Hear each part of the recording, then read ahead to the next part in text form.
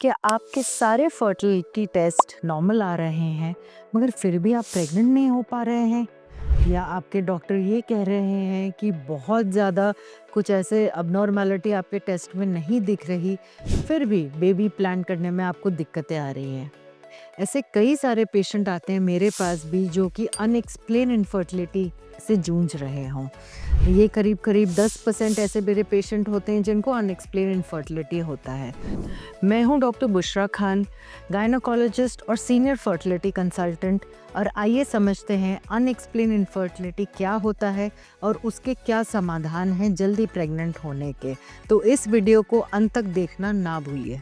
Video शुरू करने से पहले मैं ये ज़रूर कहना चाहूँगी कि कमेंट्स में मैंने देखा है काफ़ी सारे लोग मुझे दवाइयों के नाम पूछ रहे हैं या पर्टिकुलर ट्रीटमेंट पूछ रहे हैं, मगर ये संभव नहीं है मेरे लिए आप लोग को हर किसी को ट्रीटमेंट बताना। फर्स्टली ये हम कोई ब्रांड नेम्स को प्रमोट नहीं कर रहे हैं, ये हमारा खुद का चैनल है। और दूसरी बात ये है कि हर किसी की नीड्स और हर किसी की तकलीफ़ और बीमारी अलग होती है, तो फर्टिलिटी कंसल्टेंट को आप ज़रूर मिलिए और अपने लिए जो ट्रीटमेंट ज़रूरी है उसको लीजिएगा। सबसे पहले ये जानते हैं कि अनएक्सप्लेन इनफर्टिलिटी होती क्या है। अनएक्सप्लेन इनफर्टिलिटी का ये मतलब है कि आपने अपने सारे बेसिक टेस्ट कर लिए हैं और मेल और फीमेल में ऐसी कोई बहुत बड़ी प्रॉब्लम नहीं दिख रही है, जैसे कि ओव्यूलेशन समय पे हो रहा है, दोनों ट्यूब्स खुले हुए हैं, स्पर्म काउंट नॉर्मल है या स्पर्म मोटिलिटी भी नॉर्मल है, हार्मोन सारे नियमित तौर से नॉर्मल हो, और तब भी प्रेगनेंसी 1 से ज़्यादा साल हो चुका है ट्राई करते हुए वो नहीं हो रही है।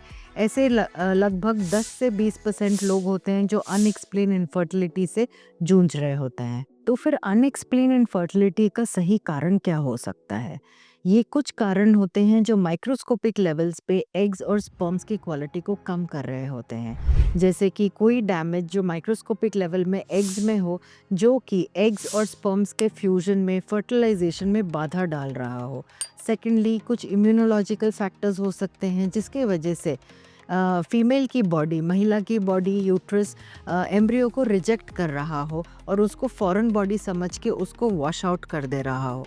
ऐसी एक ड्यूरेशन होती है जिसको कि हम इम्प्लांटेशन विंडो कहते हैं, वो इम्प्लांटेशन विंडो मैच नहीं कर पा रही है एंडोमेट्रियम और एम्ब्रियो के बीच में।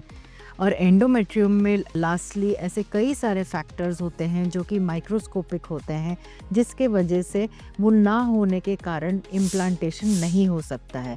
सो ऐसे कई सारे रीजंस हैं जिसकी वजह से एक कपल अनएक्सप्लेन इनफर्टिलिटी का से जूझ रहा हो। अनएक्सप्लेन इनफर्टिलिटी वैसे तो कोई भी एज में हो सकता है, बट ज़्यादातर ये 35 की एज के ऊपर देखा जाता है, क्योंकि जैसे ही एज बढ़ती चली जाती है तो एग्स की क्वालिटी ड्रास्टिकली कम हो जाती है और माइक्रोस्कोपिक चेंजेस आने लग जाते हैं एग्स में, जो कि फर्टिलाइजेशन में बाधा डाल रहे हों।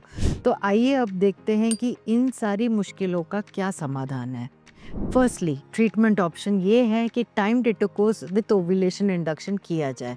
अगर आपकी एज 32 से कम है तो best treatment option unexplained infertility का ये होगा कि आपके ओव्यूलेशन को ट्रैक किया जाए, जो कि आपके डॉक्टर मॉनिटर करें और आपको सही समय फर्टाइल विंडो की जानकारी दें जब आप इंटरकोर्स रख सकते हैं और चांसेस ऑफ फर्टिलिटी आपकी बढ़ सकती है। सेकेंड ट्रीटमेंट ऑप्शन आईयूआई यानी कि इंट्रा यूट्राइन इंसेमिनेशन। इसमें ओव्यूलेशन को ट्रैक किया जाता है, कुछ दवाइयों के माध्यम से इंजेक्शन दिया जाता है ओव्यूलेशन के लिए, जिससे कि हम टाइमिंग को एग्जैक्ट मैच कर सकते हैं। उस समय सीमेन सैंपल को क्लीन करके बेस्ट स्पर्म्स को सिलेक्ट करके यूट्रस में छोड़ा जाता है। इस विकल्प से 10 to 20% सक्सेस रेट तक आप पहुंच सकते हैं।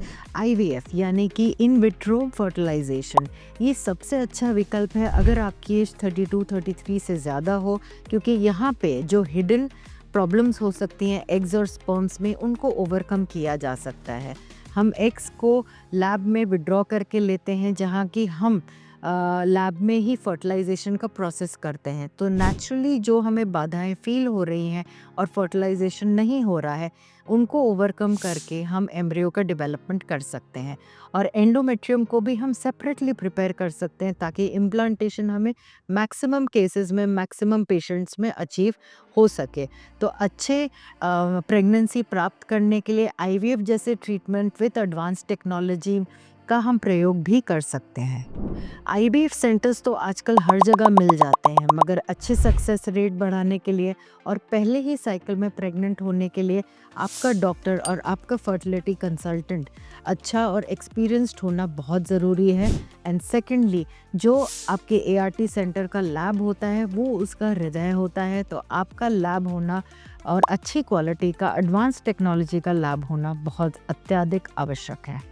ऐसे कुछ एडवांस टेस्ट हैं जो कि डॉक्टर्स रेकमेंड कर सकते हैं आपको अगर आप अनएक्सप्लेन इनफर्टिलिटी से जूझ रहे हो, तो जैसे कि डीएनए फ्रैगमेंटेशन स्पर्म्स के लिए, एंडोमेट्रियल रिसेप्टिविटी एरे फीमेल्स के लिए जिनमें गुड क्वालिटी एम्ब्रियो डालने के बाद भी एम्ब्रियो वो इम्प्लांट ना हो रहा हो, या लास्टली सबसे इम्पॉर्टेंट टेस्ट जेनेटिक टेस्टिंग जिसको हम पीजीटी कहते हैं, जिसमें कि आपके अगर कोई अबनॉर्मल बच्चा पास्ट में हो चुका है, या आपके मल्टीपल अबॉर्शंस हो चुके हैं, या आपके मल्टीपल आईवीएफ फेल हो चुके हों, तो पीजीटी करना बहुत बहुत ज़रूरी है आपको सक्सेसफुल प्रेगनेंसी और हेल्दी प्रेगनेंसी पाने के लिए। अगर आपके भी सारे टेस्ट नॉर्मल आ रहे हैं मगर आप प्रेग्नेंट नहीं हो पा रहे हैं, तो घबराइए मत। ऐसे कई सारे तरीके हैं जिनसे हम हेल्प ले सकते हैं और जल्दी प्रेग्नेंट हो सकते हैं। आने वाले समय में आप भी फर्टिलिटी कंसल्टेंट से ज़रूर कंसल्टेशन लीजिए, क्योंकि हमें क्या चाहिए, सही समय, थोड़ा सा धैर्य और सही ट्रीटमेंट, और हम जल्दी ही जल्दी प्रेग्नेंट ज़रूर हो सकते हैं। अगर आपको मेरा वीडियो अच्छा लगा हो तो इसको ज़रूर से लाइक करिए और ज़्यादा से ज़्यादा लोगों के साथ शेयर करिए। और भी आने वाली फर्टिलिटी टिप्स से अगर आप जुड़ना चाहते हैं तो मेरे चैनल को सब्सक्राइब करिए। अगले वीडियो तक मिलते हैं, तब तक के लिए स्वस्थ रहिए और खुश रहिए।